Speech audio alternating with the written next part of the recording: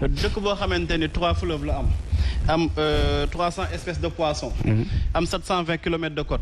dëkk boobu ñun la jeunesse am ñu am en tout cas ñu amagul 35 ans passé nañ 70%. dëkk boobu bu ñu nee dëkk bu pauvre la man xaw ma lan mooy richesse. dëkk boobu am na or. am na zircon. am na gaz. am na fer. dëkk boobu yaakaar naa ni bu ñuy waxu richesse amul benn dëkk bu ko gën a richesse amul lu ñuy envier li nga xamante mooy yeneen dëkk yi. alors seulement le kilo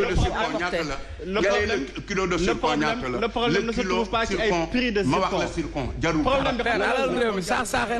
nga zircon jarul dara. l'or de Sabodala c'est pas suffisant. visiter de gisuñu ko. li ma bëgg daal ñu wax ko. xam nga lan la le Sénégal a du pétrole et du gaz. kon léegi Sénégal loolu am nañ ko. il faut l'exploiter et gérer ça et distribuer. Le Sénégal a plus que du pétrole et du gaz. Alors,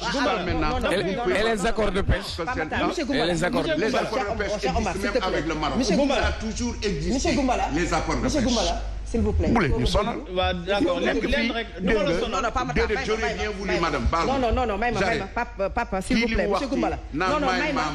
ma s'il vous plaît. Non, il faut ñu dégloonte aussi. Il faut ñu dégloonte. Je présente l'émission. mënuñu bu ñu la bëggee relance nga continuer comme si déggoo question yi ak relance yi. S'il vous plaît. baal ma voilà. mën naa yeggal li ma doon wax ñu ngi ñëwaat ci quelques secondes parce que madame nag j'ai l'impression que c'est une seule personne contre quatre. Non, c'est pas. bu ñu dugg sax ci loolu comme disait Short une personne contre quatre. S'il te plaît da nga may may. Bon, si quand une personne défend l'indéfendable, elle se sentira seule aussi. parce que monsieur Goumbala li ngay wax ni ça fait partie des thèmes yu ñu war a développer. mu ca xéewal jërëjëf il faut qu'on parle quand même des ressources naturelles yi Sénégal am. Et je pense que quand une personne défend l'indéfendable, elle se sentira seule aussi. Il faut qu'on s'écoute Omar, s'il te plaît. Alors avant ñuy dugg foofu Clédor dañu nekkoon ci arrestation bi ak li nga xamante ne moom moo ko indi ba mu yegg si fii li ko indi ba mu yegg si fii bokk na ci mbiru Adji Sarr Ousmane Sonko amuñu peut-être occasion avec les derniers rebondissements yi nga xam ne am na ci Adji Sarr bu génn défier même le leader de Pastef les Patriotes ban lecture nga am ci loolu. waaw lecture bi rek mooy dañu délaisser la procédure judiciaire bi nga xam ne moom la ñu jiitaloon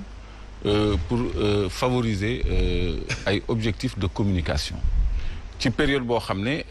l'une des parties est placée sous contrôle judiciaire donc mënul évoquer dossier bi donc ñëpp gis nañu ni c'était des objectifs de communication parce que l'entretien a été préparé il y a même eu des imperfections donc loolu bataille d'opinion la parce que ci dossier boobu chaque camp veut se rallier l'opinion mais léegi daf naa am na benn étape boo xam ni dépassé nañ ko l'étape de la bataille d'opinion dépassé nañ ko ñu ngi ci étape bu procédure judiciaire donc climat d'apaisement bi ñu nekk de décrispation bi ñu nekk war na mën a permettre pënd bi wuri ba ñu am ci une bonne lecture et avec beaucoup de patience bañ a nekk toujours di def ay supputation ci loo xam ni peut-être maîtriser wuñ ko bu baax léegi nañu xaar ba pënd bi wuri ñu xool. pënd bi wuri mooy lan maanaam. c'est-à-dire comme accalmie am na ñu ngi ci procédure judiciaire tôt ou tard nous serons édifiés. yow daal parce qu'il y a une accusation. sànq ba tey accalmie ngay wax mi ngi mel ne yow da ngay ragal wax fi loo xamante ne da lay delloo ci kaso bi. non kaso man non c'est pas un problème pour moi sinon. du ma am sànq ba tey yaa ngi tempéré de glace nga jënd de. non c'est-à-dire dañu nekk ci benn dynamique de cohésion sociale boo xam ne. li nga xam ni dañ koy xeex pour am ko ci mbedd mi ci rapport de force su fekkee ni mën nañ ko am autour d'une table loolu moo gën surtout que bu ñu amee un arbitre bu toll ni sëñ Mountakha je crois que soxlatul ay yenn affrontement yi wala yenn xeex yi pour foqati li nga xam ni mën nga ko am ci waxtaan ak déggoo parce que quand même on a eu un début d'acquis mooy libération détenus il y a eu d'autres points yoo xam ne xëy na mën na ci am ay développement donc pour revenir ci li ma doon wax fi mu nekk nii ñu ngi jëm ci loo xam ne li may wax pënd bi wuri justement mooy accalmie bi am nii c'est propice à l'évolution du dossier bu boobaa ñu xam parce que on a porté plainte pour viol et menace de mort donc le juge bu ñu ko indilee dossier bi il va chercher des preuves pour viol et menace de mort léegi on va voir si ces délits-là vont être établis parce que c'est pas pour autre chose la plainte et les délits visés sont clairs bu fekkee ni loolu am na firnde on avisera bu fekkee ne amul firnde l'accusation s'écroulera. Donc loolu du ñun ñoo koy mën a apporter. alors ci apaisement boobu nga xamante ne yaa ngi koy wax. ñu gis ci rôle bi nga xamante ne Serigne Mountakha Bachir def na ko ci. di woote dal boo xamante ne gis nañu ne kujje politique gi. société civile ñëpp ànd nañu ci et que yéen ngeen demoon seeti ko nemmeeku ko. visite boo xamante ne lan la ñu mën a jàpp ci visite boobu nga xam ne am na même si bi ngeen ñëwee tamit gis nañu coow li nga xamante ne am na ci kaw visite boobu. non benn coow amul ci kaw visite bi ñun dañu téye woon ci loxo ñu gis ay yëngu-yëngu am ci dëkk bi ba ñu sàkku dal am ñu ciy profité di sant bu baax Sëñ Muntaxa ak ndawam li nga xam ne moo doxal ndigalam muy Sëñ Bass Poroxaan parce que moom moo nekkoon à la table de négociation et de médiation parce que dëkk bi tàkkoon na ba pare dañ koo fay du ma ni dafa tere dëkk bi tàkk mais dëkk bi tàkkoon na ba pare dañ koo fay léegi fay boobu nag ci la suñu libération bokk ci point de discussion yi nga xam ne Sëñ Muntaxa moo nekkoon partie garante bi kon yell na bu ñu génnee ci natt boobu ñu nekkoon ñun ñëpp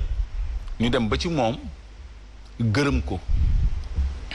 xamal ko ni ñun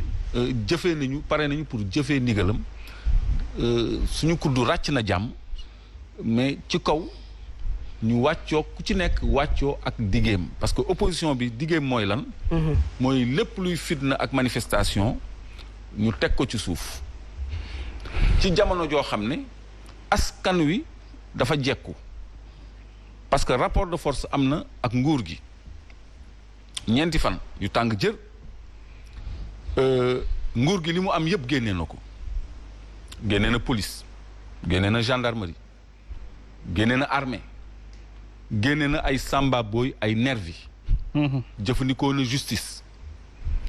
jëfandikoo na une certaine presse loolu yëpp taxul mu am li mu bëgg taxul mu mën a maintenir l'ordre public force est restée au peuple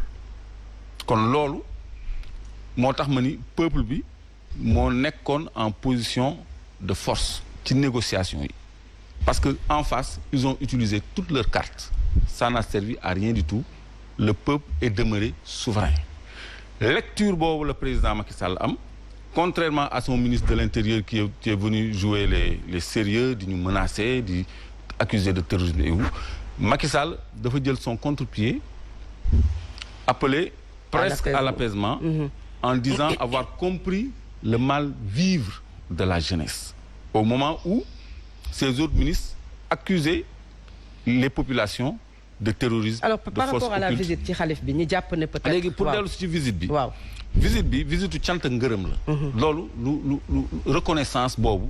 loolu mooy li gën a yell lu gën a jaadu ci koo xam ne ñoo xam ne presque sànq woon nañu parce que ñun dañu doon téye ba 2024 loolu leeroon nañu. donc bu fekkee ni moom def na intermédiation ba opposition bi yëpp nangul ko malgré que jekk woon nañu foofu laa doon jëm ñu woote manifestation boo xam ne boobu dañ ko pare woon. bokkul ak ñeenti fan yu tàng yi nga xam ni ay manifestation spontanée la woon bii yoon opposition bi yëpp dafa jàpp date ñu coordonné ñu ni samedi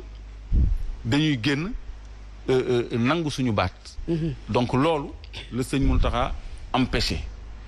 kon c'est normal que ñun bu ñu génnee ci contexte boobu ñu dem gërëm ko remercier ko wax ko ni ñu ngi ci dynamique boobu mais aussi ñu ngi déglu le camp d'en face mu wàccoo ak ay diggéem donc te ñun coalition citoyenne le peuple plateforme de revendication bi ñu teg épousé na suñu ay revendication à 90% mais am nañu benn préoccupation boo xam ne ñun ñoo ko ci dollil xalif bi muy criminalisation wu LGBT bi nga xam ni Dame Mbodj wax na ko xalif bi ak insister ci 3e mandat bi nga xam ni mënut a nekk parce que loolu mooy indi jàmm ci réew mi parce que ñoom xam nañ ni man dañ ma posé woon question sur le 3e mandat donc loolu moo tax ñu dem waxee noonu ak sëriñ bi te sëriñ bi am na nu mu waxee loo xam ni dégg-dégg moo koy décrypté. Pamatar visite boo xamante ne quand même am na ñu jàpp ne sëriñ bi war woon recevoir ku ci mel ne Clédor Sène ak Assane Diouf loolu ci Serigne Mountakha ak dayoom ak ni mu toll ak ay citoyens sénégalais yoo xamante ne dem nañu ko seeti nan nga ko gisee. waaw loolu dama koy ñaawlu te du ma tudd turam sax parce que am na yenn ñoo xamante ne vraiment bu ko nit defee bu wàccee ba ci yenn bases yi du ma ko ci fekk mais dama koy wax rek mu delluwaat ci religion tey jii religion islamique dafa am loo xamante ni da ko wax yonent bi sallallahu alayhi wasallam aussi am loo xamante ni da koo digle donc moom bu ko jàngee rek dina xam posture xalif général des mourides dina xam lan moo tax mu njaboote ñëpp te si njaboote ñëpp nag xam nga lu gën a bon mooy ngay bëgg nit ki nga koy condamner ci passem wala ci loo xamante ni jot na koo dund leneen li ma ci bëgg wax rek parce que kooku moom vraiment bëgguma ci perdre sama benn temps ndax gisuma mu am benn importance boo xamante ni war nañ ko koo jox kàddoom googu moom kese moom moo ko tenir te moom moo ko sañ a tenir na nit moom yaakaar naa ne sa dayoo rek ngay waxee ak sa tolluwaay fi nga toll ci mbir yi ak si jamono li ma bëgg wax rek mooy di rappeler parce que xam nga aussi mënuma toog ci benn plateau boo xamante ne dañ may naan Sénégal dafa pauvre et que suñu richesse nekk pétrole ak or loolu rek day wane quand même que niveau en tout cas li ñuy doon xaar si ñi nga xamante ni ñoom ñoo ñu jiite wala ñu jege pouvoir bi boobu ba tey li ñuy xaar si ñoom du gaaw a sotti parce que Omar Faye boo xamul ni li nga am moo gën a am doole pétrole gën a am doole gaz gën a am doole diamant mi jeunesse boo ko xamul vraiment waxtaan bi jarul mi sore parce que bu ñu la nuyee réew bi nga nekk di Sénégal ñi nga xamante ni ñoom ñoo amagul 35 ans dépassé nañu 70%. maanaam réew bi nga yor yàlla dala dimbali ba ñëpp wala ñi ci gën di bëri majorité bi la grande majorité ay xale yi ndaw nañu xale na ndaw moom mooy fexe ba réew di développé di dem ci kalam te boo gisee fu mel ni France naat fu mel ni États-Unis naat fu mel ni feneen ak feneen naat lu ko naatal du ay ressources naturelles mais dañu fexe ba jeunesse bi nga xamante ni dañ leen di tuddee entre guillemets oisif errant jeunesse bi nga xamante ni dañ leen di tuddee jeunesse malsaine jeunesse boobu ñoom dañuy fexe di leen valoriser dañ leen fexe di leen fekk ci ñoom li nga xamante ni dañ ko soxla en termes d'emploi en termes de formation ak en termes de financement mais duñu toog tey jii ci plateau de télé di ñu naan way lu gën a am solo ci Sénégal wala li ci gën a bëri ci suñu richesse mooy pétrole ak gaz te au-delà sax pétrole ak gaz yu plus la 720 kilomètres de côte moom Sénégal bu la yàlla mayee loolu may la leneen li nga xamante ni ñëpp koy wër mi soleil en permanence ku am naaj jant ngay am problème courant ngay am problème électricité c'est parce que en réalité suñu problème du ressource naturelle mais ressource humaine la ressources humaines yi nag ñan la mooy ñi nga xamante ni ñoom ñooy succédé wu au pouvoir te duñu liggéey mënuñu la ni lan lañ jot a liggéey ci nguur gi mais ñoo xamante ni dañu yàgg di bénéficier wu ay privilèges du pouvoir loolu nag vraiment tant que mi nga am ci réew mi naat bi ñuy bëgg duñ ko gaaw a dégg te dinañ yàgg toog di ñu naan Sénégal dafa pauvre Sénégal dañoo xiif comme ça si ni ñu ko waxee ni Sénégal yi dañoo xiif ba dugg ci ay Auchan di lekk di jël yi kenn xamul ñooñu dañu nekk ci catégorisation ak ci nga xamante ne mooy ay jugement de valeur mais je crois que ni bu ñu duggee ci profondeur yi rek daañu xam ni Sénégal am na lépp pour mën a développer lenn kese moo ñu tere développer mooy dirigeant yi nga xamante ni seen xarkalam ak seen xarañte bi nga xamante ni dañ koy xaar si ñoom ba tey moo ñongawul te ñoom war nañ ko mën a ñongo alors Omar arrestation bi ñëw na ci biir a biir ak li ñu fa dund mu lay wan ne conditions yi quand même du benn mën nañu gis quand même ay conditions yu normales dans les prisons même si prison ak ni muy doxee ak jafe-jafe yi fa nekk mais question bu ñeel 3e mandat ñu laaj ko mais également visite bi nga xam ne dem nañ ko auprès du khalife général des mourides ban jàngat nga am ci loolu noonu yëpp. waaw man sëñ bi moom du jël décision ma ci commenter. par respect du ma ci commenter. ndax rôle bi mu war a jouer moom xam na ko ku mu war a recevoir xam na ko ku mu war a recevoir xool na ko. Touba nag di nga fa ñëw indi milliard duñ ko jël nit indi xasida Sëriñ Bamba ñu jël ko. te am na lu tax. donc ñoom